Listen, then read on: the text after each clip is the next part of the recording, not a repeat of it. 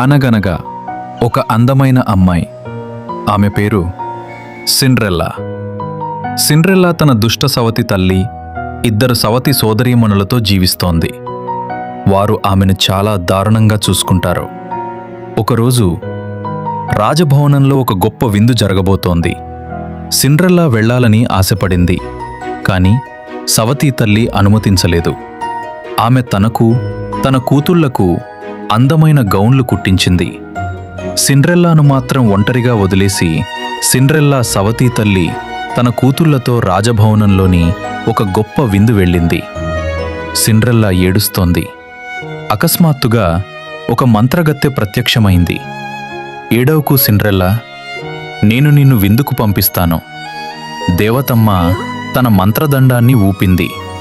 పాత బట్టలు ఒక అందమైన గౌనుగా మారాయి. మెరిసే గాజు చెప్పులు వచ్చాయి. గుమ్మడికాయ బంగారు రథమైంది. ఇక సిండ్రెల్లా సంతోషంగా రాజభవనంలోని ఒక గొప్ప విందుకు బయలుదేరింది.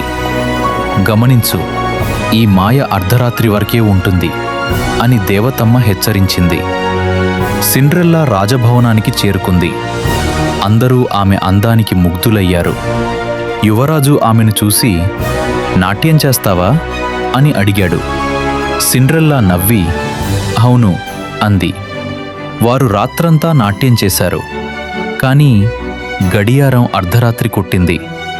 వెంటనే సిండ్రెల్లా ఇంటికి పరిగెత్తింది. ఒక గాజు చెప్పు జారిపోయింది. యువరాజు గాజు చెప్పును పట్టుకొని ఇలా ప్రకటించాడు, ఈ చెప్పు ఎవరి పాదానికి సరిపోతుందో ఆమెనే నా వధువు. యువరాజు రాజ్యమంతా వెతికాడు, ఎవరికి సరిపోలేదు. చివరికి సిండ్రెల్లా పాదంలో చెప్పు సరిగ్గా సరిపోయింది. యువరాజు ఆమెను గుర్తుపట్టాడు. వారు వివాహం చేసుకున్నారు. ఆ రోజు నుండి సిండ్రెల్లా యొక్క దుఃఖభరితమైన రోజులు ముగిశాయి. ఆమె ప్రేమను, ఆనందాన్ని, తనను అపురూపంగా చూసుకునే కుటుంబాన్ని పొందింది. ఇలాంటి మరిన్ని కథల కోసం ఇప్పుడే లైక్ చేసి సబ్స్క్రైబ్ చేసుకోండి.